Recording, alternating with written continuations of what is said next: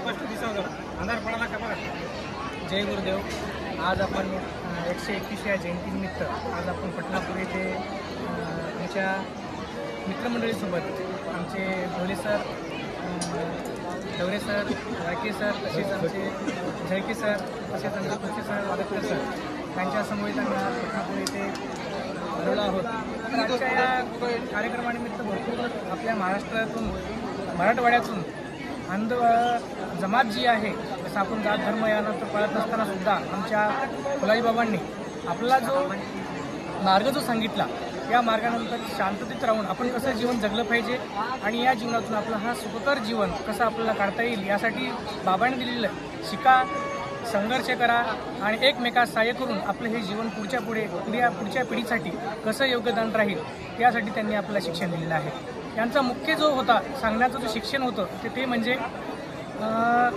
ध्यान. जसं मेडिटेशन हे आपण केल्यानंतर किती आपल्याला त्याच्यातून फायदा होतो याविषयी बाबांनी एकदम सोप्या भाषेमध्ये आपण ते ध्यान कसं केलं पाहिजे आणि त्याच्यातून जे आपल्या आतमध्ये असलेले जे गुण ते कसे आत्मसात करून आपल्या जीवनाला त्यातून घेऊन आपल्याला कसा आपला उद्धार करता येते यासाठी बाबांनी गावोगावी जाऊन, ज्याप्रमाणे बाबा हिंगोली इथं आले, इथं येऊन जवळपास 40-50 गावामध्ये इथं अंध ही जमात वसली आणि त्यांचं जीवन आज सुखकारक केलं.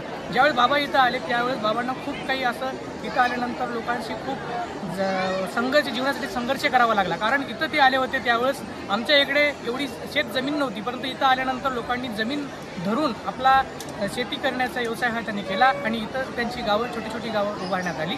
आणि बाबांनी त्यावेळेस इथं आल्यानंतर त्यांना राहण्यासाठी, खाण्यासाठी, जगण्यासाठी जो संवाद लागतो तो इथला जो तेलुगू भाषिक संवाद आणि आमच्या इकडचा मराठी संवाद याच्यामध्ये एकत्र करून बाबांनी यांच्यासोबत या लोकांना जीवन कसं जगता येते हे जीवन जगण्यासाठी बाबांनी इथल्या या सरकारशी तडमोल करून आणि इकडच्या समाजाशी तडमोल करून त्यांनी या तिकडचा समाज इथं आणून त्यांना ST प्रवर्गात आणून त्यांना शिक्षणाची जे महत्त्व पटवून दिलं आणि त्याचबरोबर अध्यात्माचं जे महत्त्व आहे ते बाबांनी प्रत्येक गावोगावी जाऊन, खेडोखेडी जाऊन, प्रत्येक घरात जाऊन हे जे ज्ञान आहे ते बाबांनी पसरवण्याचं काम आमच्या इथं ज्ञान घेतलेलं जे दामाजी या ढावामध्ये त्यांनी घेतलेलं, कुंडामध्ये घेतलेलं ज्ञान हे बाबांनी आमच्या इकडे येऊन प्रत्येक वाड्या तांड्यामध्ये येऊन बाबांनी प्रत्येक गावात येऊन त्यांनी ज्ञान पसरवण्याचं काम केलं. आज आम्ही बघतो, आज मी जेव्हा बघितलं मला आजही आठवत नाही की बाबांना मी कधी लहान असताना 5-7 वर्षाचा असताना बघितलं असेल, परंतु आज हे ज्ञान सगळीकडे पसरत जाते. आज ही बघितली भक्तगण आज 121व्या जयंतीनिमित्त आज पूर्ण जवळपास 10-15 हजाराच्या संख्येने इथं आज उपस्थित झालेली आहेत.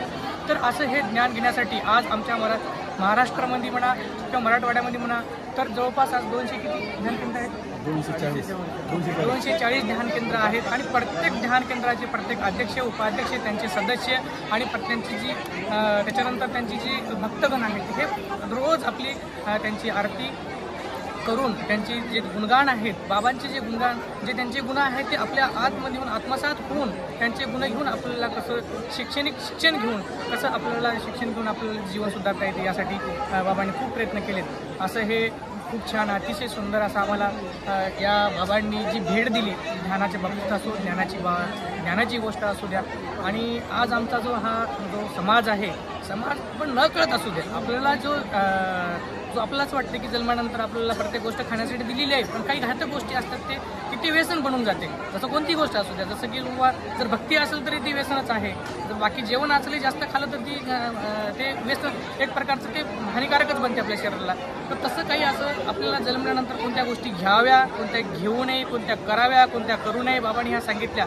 परंतु मला असं वाटतं की समाजाने बाबांनी सांगितलेलं जे व्यसन आहे, जर व्यसन जर तुम्ही समजा मुक्ती जर केलेत, मला असं वाटतं की तुम्ही सुधारणा होऊ शकते. जसं बिघडण्यामध्येच घडणे हा शब्द असतो. बाबांनी सांगितलं जन्मल्यानंतर फक्त तुम्ही जशाला तसे जरी जगत गेले तरी सुद्धा तुम्ही चांगलं जीवन जगू शकता. पण आपण काय करतो की आल्यानंतर ह्या गोष्टी खाव्या, कोणत्या करू नये, कोणत्या चांगल्या गुण असाव्या. मी म्हणतो की बाबा आतापर्यंत असलेल्या सर्व जे भक्तगण आहेत त्यांच्या सोबती जरी राहिलो, जसं आपल्या खूप मोठ्या संतांनी सांगून गेलेलं आहेत की संगत चांगली असावी, तर मग माझ्या सर्व समाजांना सांगू इच्छितो की संगत तुम्ही चांगली पकडा.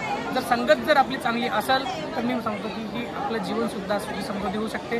तर असा हा आजच्या या 101व्या जयंतीनिमित्त मी माझ्या सर्व बांधवांना, 101 जयंतीनिमित्त सर्व बांधवांना, माझ्या मराठवाड्यातील सर्व भक्तांना, तेलंगणातील भक्तांना, माझ्या सर्व बांधव बहिणींना विनंती करू इच्छितो की आपण कुठं भरकटलो हे शोधा. बाबांनी आपल्याला सांगितलं आहे तुमच्यातच देव आहे, तुमच्यातच आपल्यातच.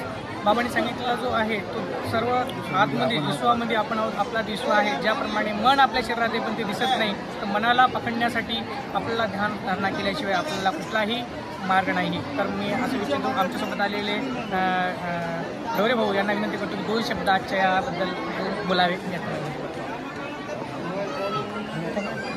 बरं ठीक आहे. तर ठीक आहे. असं आम्ही आज या जयंतीनिमित्त सर्वांना बांधवांना जयंतीनिमित्त आज शुभेच्छा देतो आणि धन्यवाद. थँक्यू.